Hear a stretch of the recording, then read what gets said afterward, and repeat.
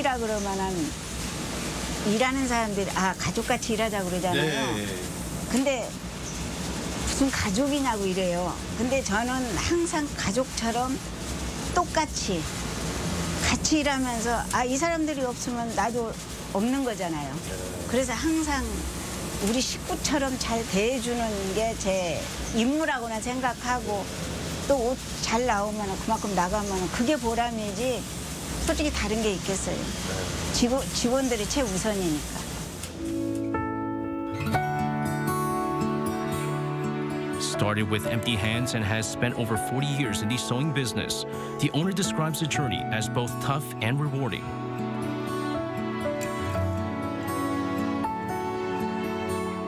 For that reason, they are committed to keeping this place alive for many years to come. Perhaps the true charm of places and memories lies in how the same place can evoke different impressions depending on their unique experiences.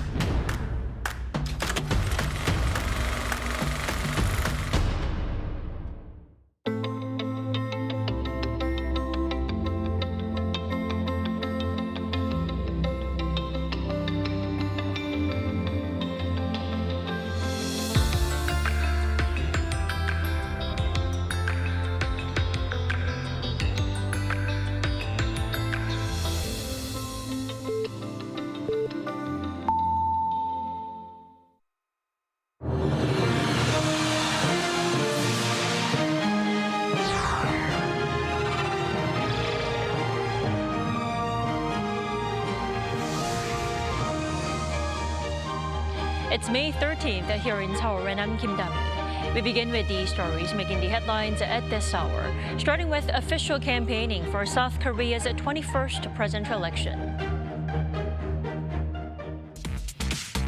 The presidential candidates on Monday spent the first day of the official campaigning seeking to unite and woo their supporters. Top contenders, including the Democratic Party's Lee Jae-myung, the Conservative People Power Party's Kim Moon-soo, and the minor New Reform Party's Lee Jun-seok will head to the southeastern region on Tuesday to do the same. U.S. President Donald Trump says he may speak with Chinese President Xi Jinping this weekend following the two countries' tariff agreement. Wall Street welcomed a 90-day tariff deal with a rally. South Korean conductor Chung Myung-whun has been appointed as the new music director of Italy's Teatro alla Scala, and becoming the first Asian to lead the famed opera house in its nearly 250-year history. South Korea is now officially in campaign mode for the June 3rd presidential election. The Democratic Party's Lee Jae-myung made his campaign debut in Central Seoul with a call for national unity. Our correspondent Shin-ha-young starts us off. Seoul's Gwanghwamun was the first stop of the official campaign of Democratic Party presidential candidate Lee Jae-myung, where he drew around 20,000 people. The DP launched the campaign, and Lee delivered his first public speech as the official presidential candidate of the party on Monday at Cheonggae Plaza near Gwanghwamun. Lee's camp chose this place as his first stop because it's where people gathered with light sticks calling for the impeachment of former President Yoon Suk-yeol. The DP refers to the process of overcoming the December 3rd martial law declaration and subsequent unrest as a revolution of light. The concept of the campaign centers on listening and unity. During the speech, he emphasized that national unity was his #1 priority. I'm running not only as the DP's candidate, but for all people who seek to end insurrections, overcome crisis, and ensure everyone's happiness. I will lead with humility to unite the country, which I believe is the president's most important duty. E's camp also outlined 3 key goals: recovery, growth, and happiness, along with 10 major pledges. These included boosting the economy, restoring democracy, strengthening national security, and overcoming challenges such as the low birth rate, the aging population, and climate change. The camp also emphasized transforming South Korea into one of the world's top 3 AI powers. After finishing in Seoul, Lee then headed south to visit what the party calls the K Initiative Belt, which includes Pangyo and Dongtan in Gyeonggi-do Province, as well as Daejeon. In Pangyo, known for its IT companies, Lee focused on innovation. He spoke with workers in IT research and development and said he plans to expand support for startups. On a visit to Dongtan, home to major chip maker plants, he asked for support as he pledged to boost the semiconductor industry. As part of his visit to the K Initiative Belt, Lee Jae-myung wrapped up the first day of his official campaign in Daejeon, a hub for scientific research, where he highlighted science and technology. 신하영, Arirang News, Daejeon. And the People Power Party's Kim Moon-soo chose a local market in Seoul to launch his campaign with a pledge to look after people's livelihoods. He also made sure to unite those conservative supporters let down by a clash within the party over a candidate merger. Our Kim Do-yeon reports. Livelihoods, the economy, and integrity. That's what People Power Party presidential candidate Kim Moon-soo emphasized as he kicked off his first official day on the campaign trail. He wrapped up the day in familiar territory, Daegu, a traditional conservative stronghold, and his hometown. Born and raised in and around the city, Kim appealed directly to longtime party loyalists and his fellow former neighbors. But now, while Somun Market has improved a lot and Daegu has seen great progress, we still face many challenges. To overcome these difficulties, we must once again build a great Republic of Korea. Kim also leaned into a new campaign slogan launched Monday, "A New Korea with Integrity, Kim Moon-soo." He told the crowd he's an honest man, that he simply can't lie. The slogan, according to the party, reflects a call for unity, bridging divides across gender, generations, and ideology. Here at the rally in Daegu, prominent party figures such as floor leader Kwon Sung-dong took the stage in a show of unity, aiming to project a cohesive front amid recent tensions between Kim and the leadership over a proposed merger with independent candidate Han Deok-soo. Daegu, on the other hand, was only one of 3 cities that he campaigned on Monday as he started his day at 5 a.m. at Karak Market, an agricultural wholesale market in southern Seoul. This is to show his motivation in improving the livelihoods of working-class people, according to him. And this market is where wholesale and retail, sellers and consumers come together starting from the early hours. I really need to become a market president, a president for livelihoods, also a president for the economy. I think I need to become a president who improves living in South Korea. After a campaign committee meeting at party headquarters, Kim headed south, making a stop at Daejeon National Cemetery to honor those who sacrificed for the country, a gesture he said reflects the foundation of his political values. Joining him throughout the day was newly appointed interim party leader Kim Yong-tae, a 34-year-old freshman lawmaker. Formally accepted the role with an apology for the past 5 months of internal strife, acknowledging the party's failures in leadership, accountability, and bipartisan cooperation. Kim Do-yeon, Arirang News, Daegu. And with the election seen as a 3-way race, also joining the campaign trail is the Reform Party candidate Lee Jun-seok, who pledged to nourish the economy and rebuild institutions. Lee headed to an industrial complex in the southern city of Yeosu, calling for policies to revitalize the country's struggling export hubs. He also proposed introducing flexibility on the minimum wage to boost labor competitiveness while ramping up industrial safety standards. Upon his return to Seoul, he launched himself as a presidential contender at the age of 40, saying the upcoming election is a showdown between the future and the past, integrity and corruption. U.S. President Donald Trump said China has agreed to fully open its market to U.S. firms and signaled that he may speak with Chinese President Xi Jinping this week following a temporary tariff truce agreement. Our Lee Soo-jin has more. Thank you very much. President Donald Trump on Monday hailed the temporary de-escalation of trade tensions with China as a total reset that will open China's market to American companies. In addition, yesterday we achieved a total reset with China after productive talks in Geneva, and they've agreed to open China, fully open China. And I think it's going to be fantastic for China. I think it's going to be fantastic for us. He also told reporters in the Oval Office that he may speak to Chinese President Xi Jinping later this week. The U.S. and China reached a trade agreement that slashes U.S. tariffs on Chinese goods to 30% from 145% and lowers Chinese tariffs on U.S. imports to 10% from 125%, a decision that cuts tariffs from both nations by 115%. But sector-specific tariffs on automobiles, aluminum, and steel are still in place, and China will be subject to tariffs on pharmaceuticals that Trump previously said would arrive shortly. The agreement followed 2 days of discussions held in Switzerland between senior-level officials from both nations. Neither side wants a decoupling. We do want trade. We want more balanced trade, and I think that both sides are committed to achieving that.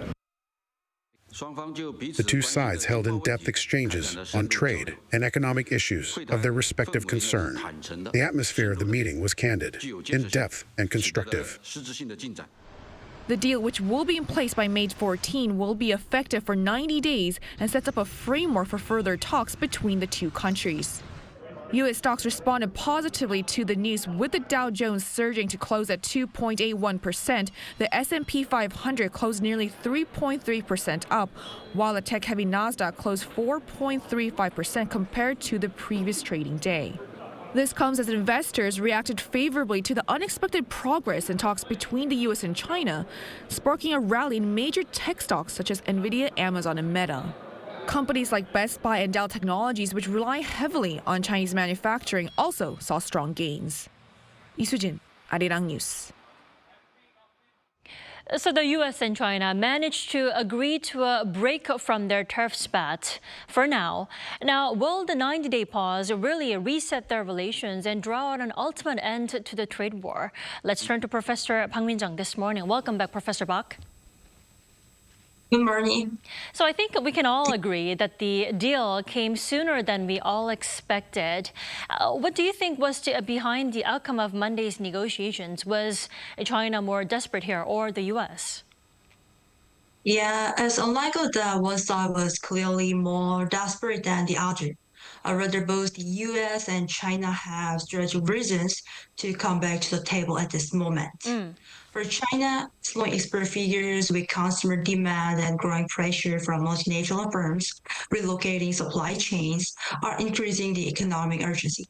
But on the U.S. side, inflationary pressures, a politically sensitive election year, and growing concerns about the resilience of critical supply chains, particularly for elective sensitive elections, but growing concerns about that. So we are seeing that it's not a sign of desperation, but a sign of strategic realism from both sides. Well, as a reminder for our viewers, the U.S. and China have reached an agreement to slash tariffs by 150%. Now, it means that U.S. tariffs on Chinese imports will fall to 30%. It is bigger a cut than we all expected, but isn't 30% still a high tariff? Yeah, as the 30% tariff is still relatively high by traditional trade standards. However, we need to view this in the context of where things were just a year ago. During the height of the U.S.-China trade tensions, tariffs when some Chinese goods reached over 145%, severely impacting global supply chains and raising costs for businesses and consumers. So the reduction to 30% now is a meaningful shift, both symbolically and economically aside of that. It signals that both parties are willing to make concessions and create space for longer-term negotiations. Well, going back to my first question on who's being more desperate, the U.S. or China, Professor Bogdan, who would you say won here? Did both win, would you say? Yeah, but this argument may not be a full resolution. It means one side is more satisfied or more desperate. It serves an important political and economic function for both countries. It means not which country has no competitiveness. For the U.S., it demonstrates progress in reducing inflationary pressure, provides relief to business dependent on Chinese components. But aside of China, it is the burden on exporters and sends a stabilizing signal to global investors. So while neither side can claim total victory and total desperation, both achieved partial wins that align with their broader national interest now. So it's less about one party winning and more about preventing further lose. So in complex trade relationships like this, success often means avoiding escalation and protecting long-term competitiveness and more preserving room for in the future cooperation. So it means in that sense, both sides can walk away from this ideal and deal with meaningful gains. So no win-lose situation. So there's that for the U.S. and China. Now, what about South Korea, Professor Bog? What's taking so long for South Korea and the U.S. to draw a deal? Then are we behind because China's deal came up first? Yet, but the time is it means the pace of a new trade agreement between South Korea and the U.S. reflects strategic priorities. It means not a time decisions and not a time priorities. It means not delay. So unlike countries starting from scratch, it means Korea doesn't need to starting from at the first point. So South Korea already has a strong foundation through Korea-U.S. free trade agreement in already. So any new deal is less about urgency and more about refining cooperation, especially in digital trade and key technologies and also some furthermore resilient supply chains. So the U.S. also shifted toward trade policies focused on labor and economic security. It means making current negotiations from complex than traditional tariff talks. So for South Korea, aligning this with national interests requires more careful coordination. Well, Professor Bog, before China, last week, the UK became the first country to strike a trade deal with the U.S. Now, the U.S. agreed to cut tariffs on cars to as low as 10%, while the UK will lower barriers on agricultural and auto products. Now, if South Korea were to make a deal with the U.S. by products similar to the UK deal, what would it look like? Yeah, but finally, this wouldn't be in Korea case. It wouldn't be a copy of the UK model because if South Korea were to sign a product-specific trade agreement with the US, similar to the UK recent deal, the structure would look quite different. While the UK focused on agriculture and cars, but Korea-US deal would likely emphasize the advanced sectors such as semiconductors or electric vehicles and green technologies, where Korea has more global competitiveness. So, unlike components would be revisions to Inflation Reduction Act, especially to ensure that Korean-made electric vehicles and battery parts are treated fairly in the U.S. market. So South Korea could offer improved market access for U.S. products like agriculture goods and pharmaceuticals or digital services. So it means it would be a copy of the UK model in Korea case. It would be a more forward-looking deal with the reflex and shared innovation goals and economic security. Well, trade officials of the U.S. and South Korea will continue their talks here in South Korea this week. So let's see if anything fruitful comes out of those discussions. Thank you so much for connecting with us, Professor Bog. You have a wonderful day. Thank you.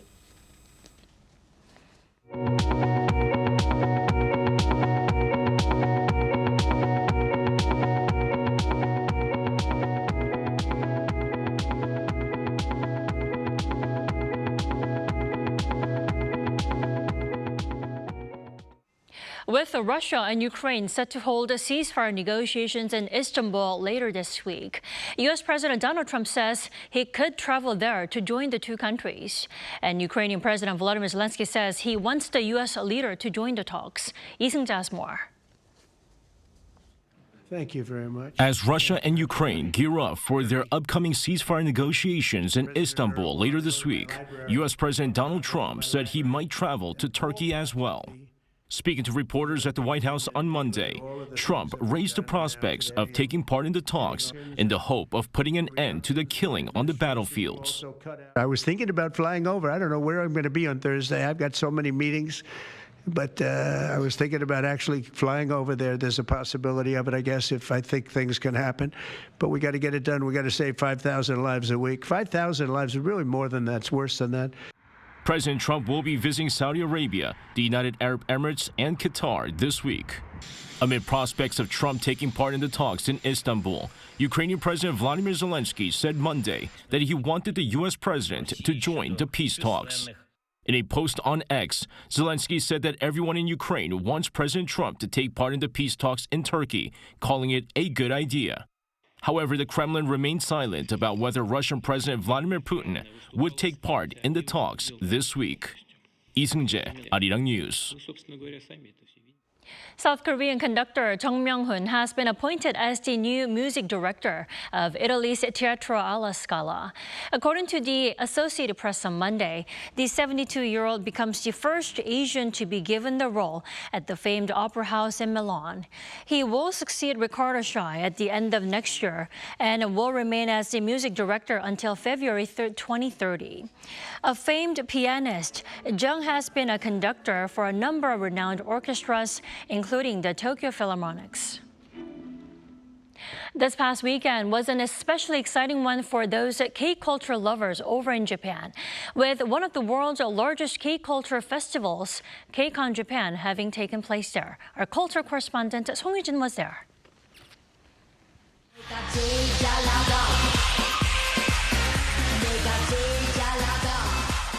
The Makuhari-metse, Japan's second-largest convention center, has been transformed into a K-pop arena. Fans scream, sing along, and wave neon-colored light sticks as their favorite artists take to the stage. The lineup features rising and top-tier acts like Kiki, QWER, Zero Base One, and Highlight. This is KCON Japan 2025. So where I am right now is KCON Japan, one of the largest K-culture festivals in the world. Now here, you can experience almost everything you need to know about Korean culture. Launched in Los Angeles in 2012, KCON has toured over 10 countries, growing from just 10,000 attendees to now more than 100,000 per event. KCON Japan, the festival's first Asian edition, has been held annually since 2015. Japan isn't just a major music market, it's the biggest overseas consumer of K-content. We're seeing more top-tier artists like G-Dragon, 17, and Stray Kids performing here, which shows K-pop is no longer just a foreign genre. It's now part of Japan's mainstream culture. Beyond the music, KCON offers hands-on experiences related to the broader Korean wave. Dozens of booths introduce the latest in K-beauty, food, dramas, and merchandise. But what truly sets KCON apart is how close fans can get to their favorite stars. It was amazing, everything I'd hoped for. The fan service was incredible. They even blew hand kisses. It felt like we were close, like friends. What really stood out was getting to see the artist up close when they visited the artist booths. Also, at the meet and greet, you could see them from a very close distance, something you don't normally get to experience. Having wrapped up its 3-day run in Japan, KCON now prepares for its next stop, Los Angeles, this August. Song Yoo-jin, Arirang News, Chiba.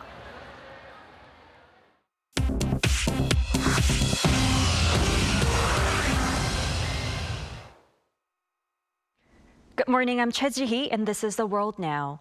Beginning in the Middle East, Hamas has released an American-Israeli soldier after more than 19 months of captivity in Gaza. Hamas said the release was a goodwill gesture toward the U.S. administration.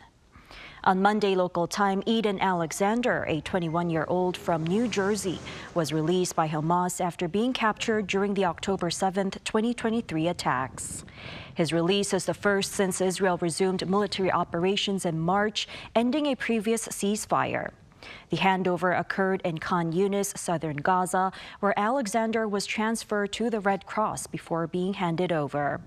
President Donald Trump praised the decision, which comes a day before he visits the Middle East, as a step toward peace. Israeli Prime Minister Benjamin Netanyahu credited the release to Israel's military pressure and political influence from the U.S. He reaffirmed his commitment to securing the release of the remaining hostages. In the first encounter with the media, Pope Leo XIV, the first American pontiff, stressed the vital role of journalists and called for the release of imprisoned reporters worldwide. On Monday, May 12th, Pope Leo addressed some 6,000 journalists at the Vatican and highlighted the importance of free speech and press freedom. At the same time, the Pope addressed the issue of divisive language by the media and called for an end to the war of words and images, advocating for communication that promotes peace. The pontiff also condemned the imprisonment of journalists worldwide and reaffirmed the Church's solidarity with those imprisoned for reporting the truth. While stating that communication was about the creation of culture, he warned against misusing artificial intelligence in journalism, stressing responsible use of the technology that can benefit all of humanity. On Monday, the Trump administration welcomed 59 white South Africans as refugees to the United States. The move, backed by claims of racial persecution and violence in South Africa, has sparked widespread controversy for the policy being racialized. President Donald Trump defended the decision by citing alleged genocide, adding that white farmers in the country are being killed, a claim that South African authorities and human rights organizations have strongly disputed. While the Trump administration has suspended the U.S. refugee admissions program in other parts of the world, the acceptance of the recent group of refugees garnered criticism for racial bias and undermining equity. Finally, in the U.S., Grammy Award-winning R&B artist and philanthropist Usher Raymond IV delivered the keynote address at Emory University's 180th commencement ceremony in Atlanta on Monday local time. He also received an honorary Doctor of Humane Letters degree from the university. In his speech, Usher encouraged graduates to be a dreamer and shared personal experiences, including the challenges he faced in his early education. He said while a diploma still matters, it's not the paper that gives the power and that you create the value behind that degree. Usher's nonprofit organization, Usher's New Look, has supported over 55,000 under-resourced young people in collaboration with Emory's Business School.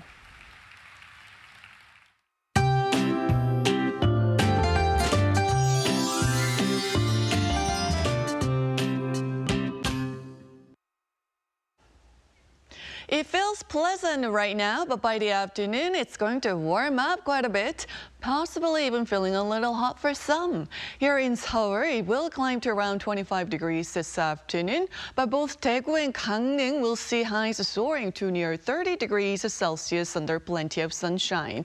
So the sun will be quite strong today. We're expecting very high UV rays for much of the country, and ozone concentrations will likely reach unhealthy levels. So be mindful of that if you're spending time outdoors. Checking on daily highs for other regions now. Gwangju will reach 27 degrees, Gyeongju topping out at 29 degrees. Remember that the capital area could have bad ultrafine dust levels in the first half of the day.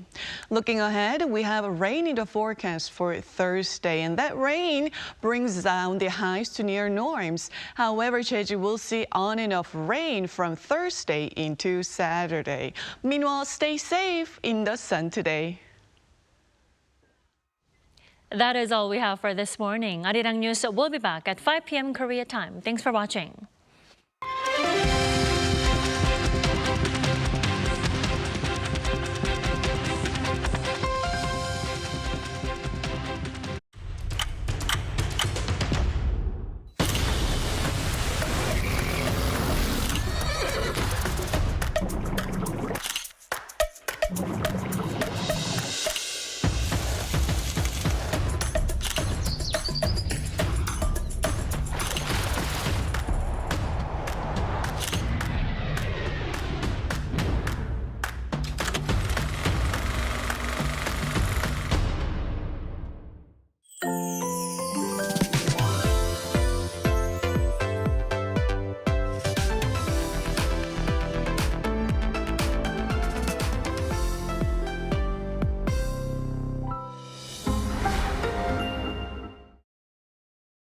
제21대 대통령 재외선거. 세계 어느 곳에 있어도 내가 국가대표라는 마음으로 누구보다 땀 흘리죠. 지금이 국가대표임을 보여줄 기회.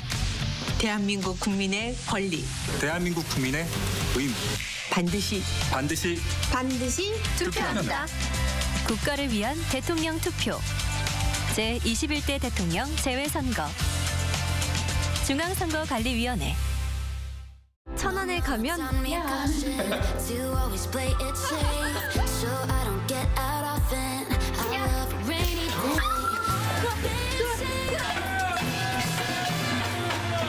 재밌다 이거.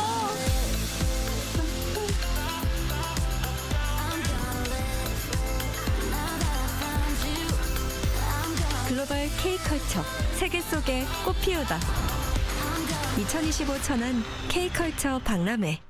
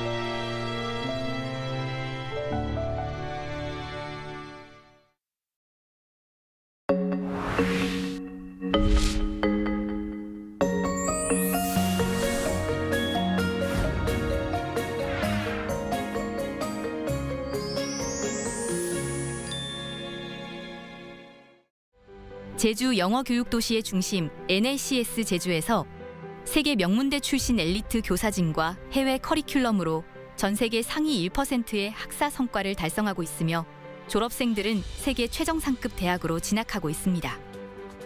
전인적인 성장과 함께 꿈을 찾아가는 특별한 교육의 가치. 글로벌 동문 네트워크로 계속됩니다. NLCS 제주가 명문대 진학의 길을 열어갑니다.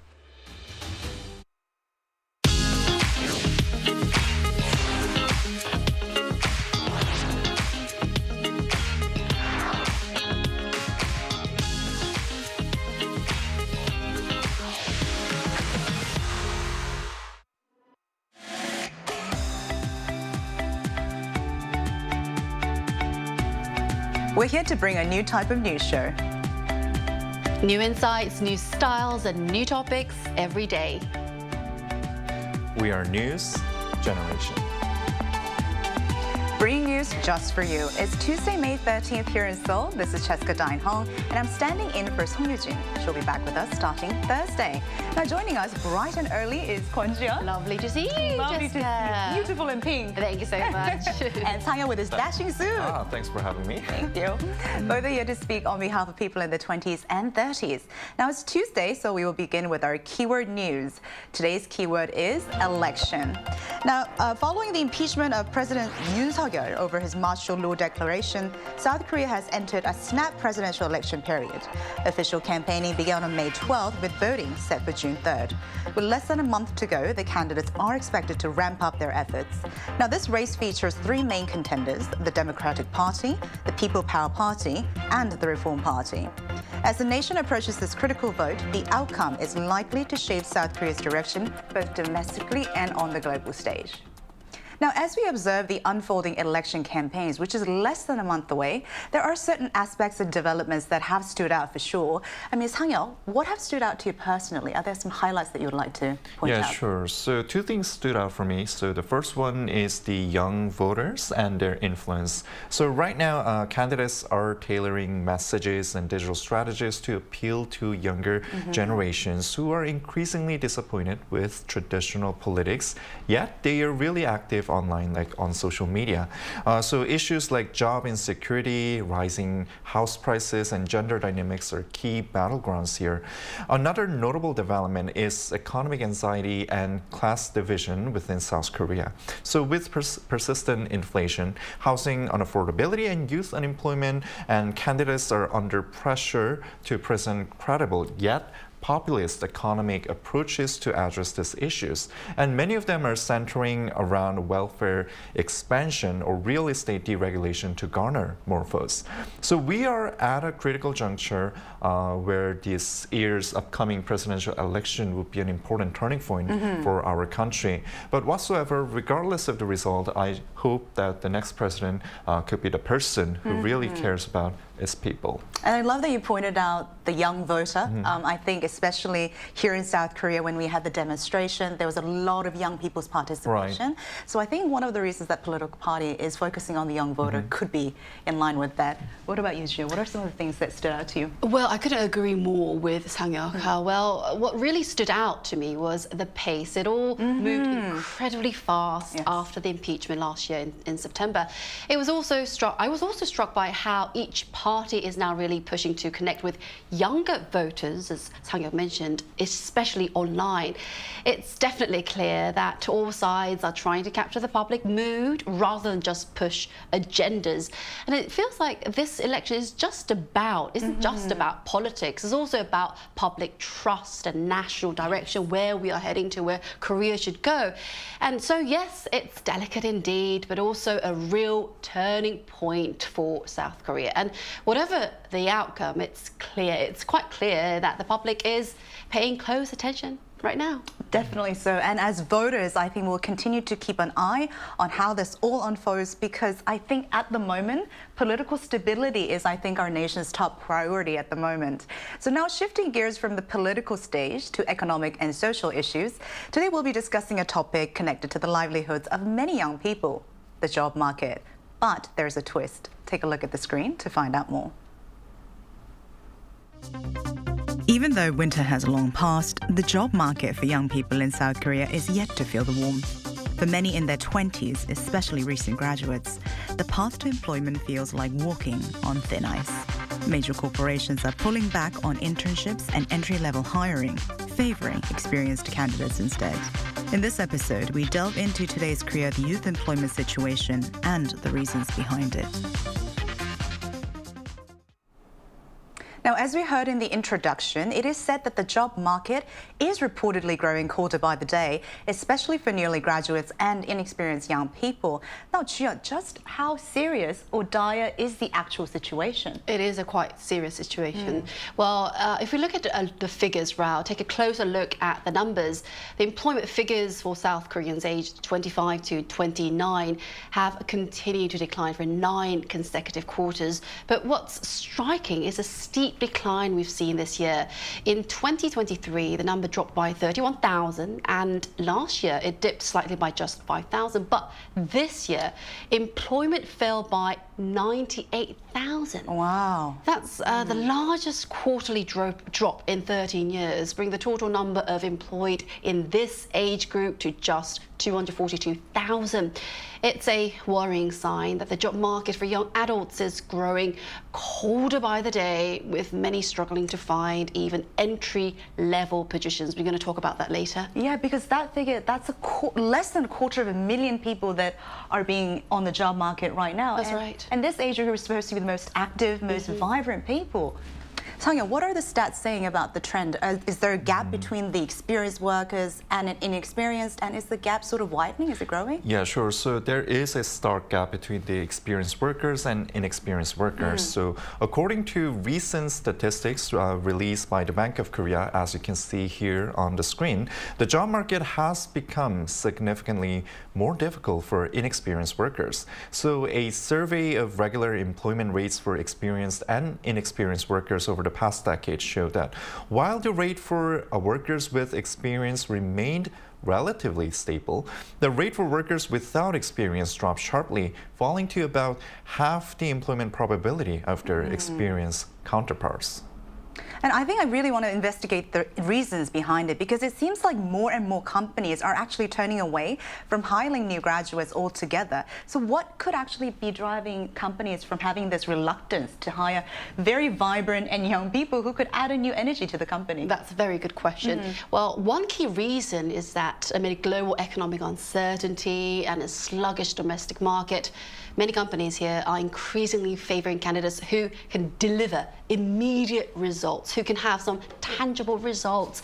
In fact, a recent survey found that the proportion of firms prioritizing job-related experience rose sharply from 58% in 2023 to 75% in 2024.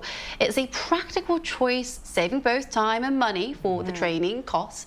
And it's quite understandable from the company's perspective, but for candidates, for the young adults, especially first-time job seekers, it puts them at a clear disadvantage.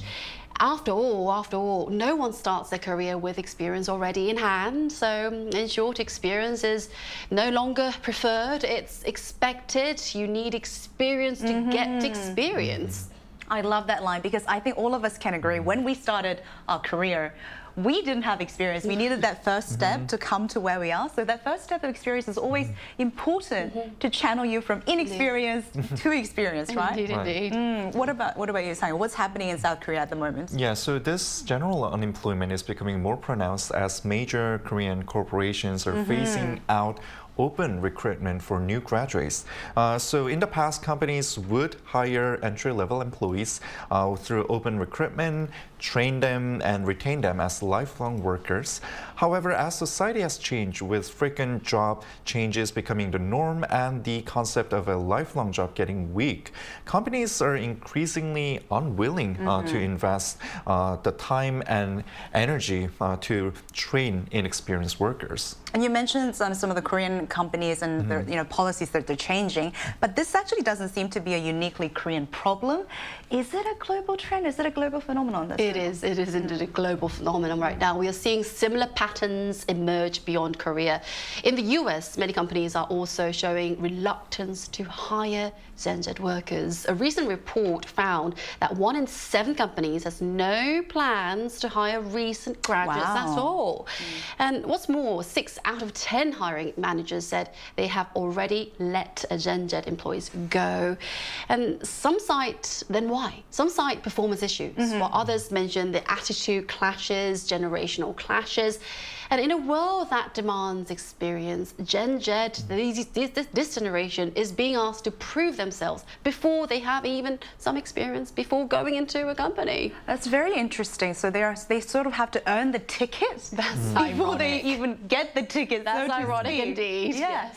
And obviously, if there's an attitude problem, I do think you have to take certain responsibility for it. But Sang-yeop, I think there's a certain underlying perception about Gen Z that is sort of happening in the hiring scene.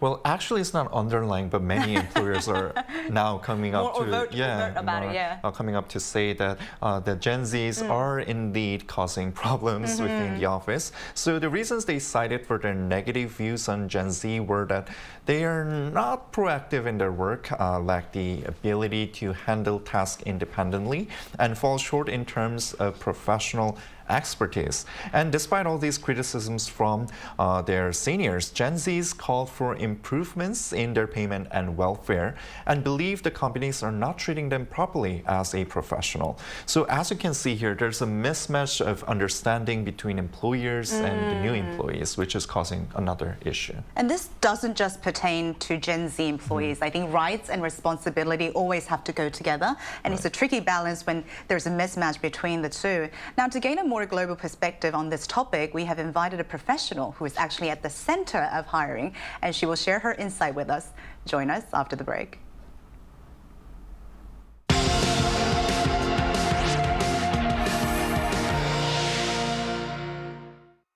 NewsGen wants to hear from you. Go to YouTube and search our channel Arirang News. Click Community and leave a comment down below. Make a new type of news with us. Today we're joined by Gloria Cho, a recruiting manager living in Seoul. Hello, Gloria. Hello. Hi, thank you so much for joining us this morning. Thanks for having me. And we're so excited to talk to you. Now, has there been a noticeable drop in entry-level recruitment, because we're talking about the hiring freeze? And how are things currently unfolding for young job seekers at the moment? Yes, indeed, there has. There's been a discernible trend indicating a reduction in entry-level recruitment in recent years. It's become increasingly apparent that young job seekers are navigating a more challenging environment compared to previous years. We've seen hesitancy among companies to invest in the same volume of entry-level hires, influenced by a confluence of factors. This environment has intensified competition for available positions, often requiring young graduates to navigate a demanding landscape where prior internship experience and advanced qualifications are frequently emphasized. This often translates into a frustrating job search where young job seekers may may face longer periods of unemployment or underemployment, and also be required to complete multiple internships or other prospects to acquire more achievements to stand out because there's so much competition. Yeah.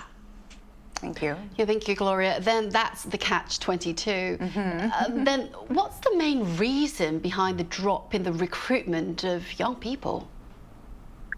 So as always, obviously previously mentioned, there are a lot of different factors involved in it, but the primary drivers behind this trend stem from the economic uncertainties that have been happening globally that prompt a more cautious approach to workforce expansion, particularly for roles requiring initial training.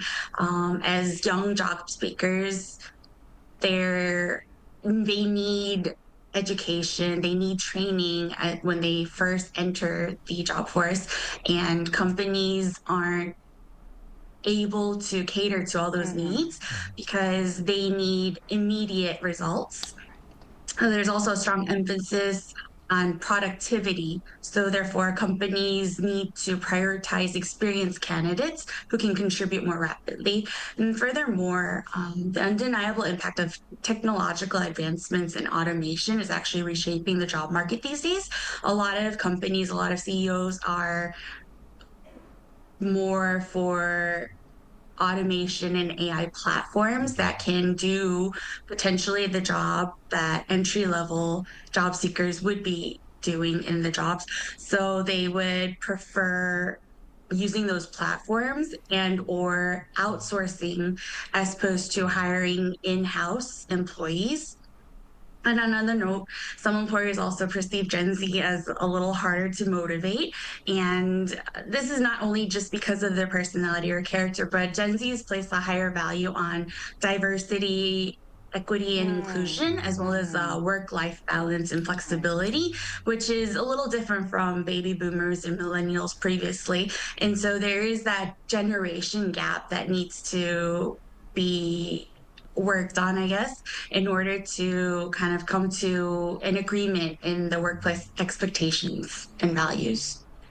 So there are mixed reasons of why the new graduates are having difficult time to find new jobs. So what kinds of measures or support systems could assist in increasing or providing more opportunities for entry-level hiring?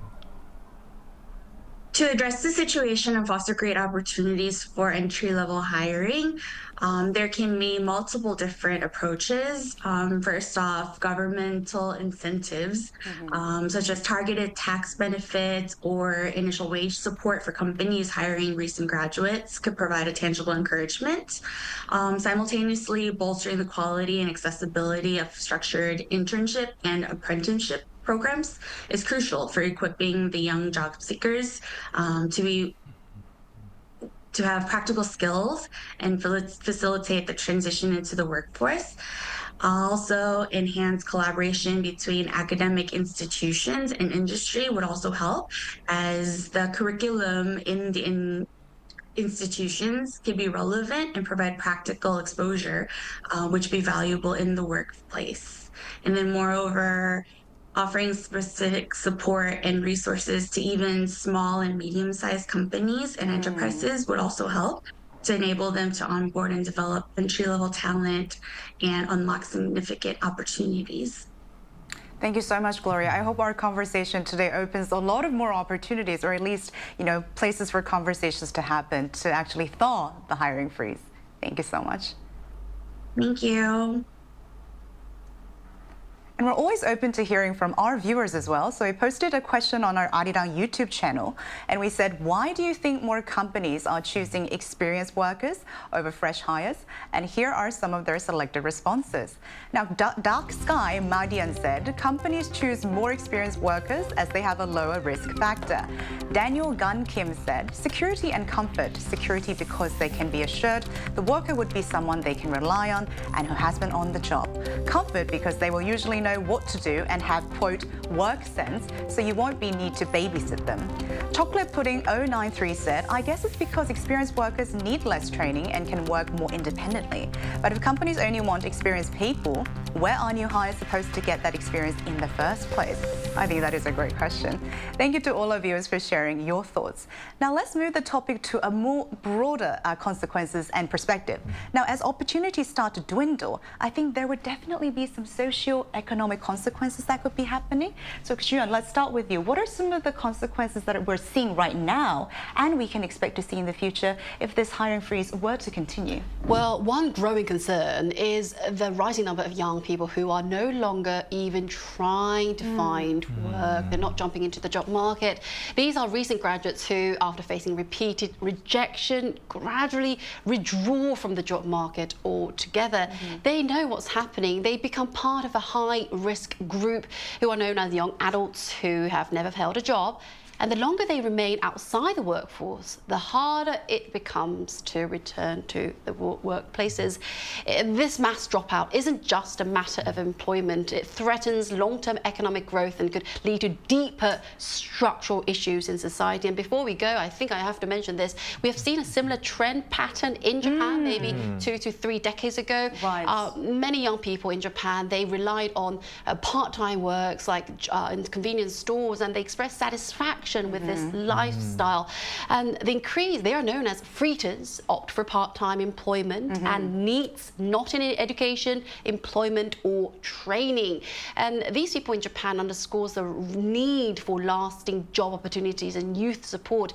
And there are concerns that the same pattern is emerging here in Korea as well. I think you brought a great example because it's always good to refer to history to see how the global phenomenon or trend could continue. And if you have a personal satisfaction in that job lifestyle. That's great. But I think some people do want that job, but are just not given the opportunity to pursue it even when they want to. Yeah.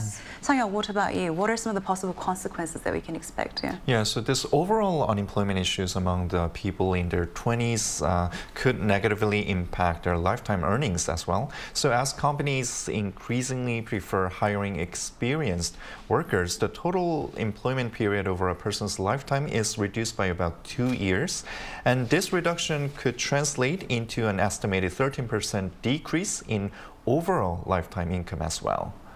And finally, opening up for discussion, we'll do a very quick, brief ending. What are some of the possible ways to support and thaw the frozen market, do you think? Well, most of the current companies, they're doing good, you know, and they support lots of programs. But, you know, I think the young people, they don't need another program, another system. They are already highly educated. What they need is not another program, but real structural change in how entry-level hiring works. One approach could be investing in small but high potential companies for them, so they can actually, you know, create and sustain new jobs.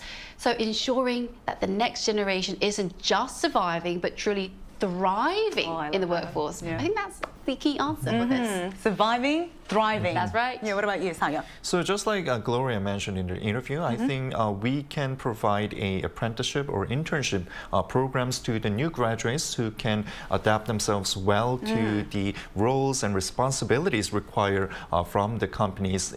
That way we'll be able to lessen the gap that the companies and the school curriculum are facing at the moment. And also we can maybe think outside the box here. We don't really need to hire new employees. Maybe those new employees could hire themselves. So government can also provide incentives and support for the MZers to open a new business or to find their profession in such as creators, developers, or freelancers like me. Exactly. And as you heard from today's conversation, there's definitely no quick fix, but I hope conversations like this actually opens doors for more opportunities. And that's all we have for today. Thank you so much for joining us. And NewsGen will be back tomorrow, 10:30 a.m. Korea time. Special thanks today to Kwon Ju-yeon. My pleasure. Thank you so much. And Im Sang-yeon. Thanks for having me. Thank you. And to all our viewers, thank you for joining us and see you tomorrow. We are News Generation.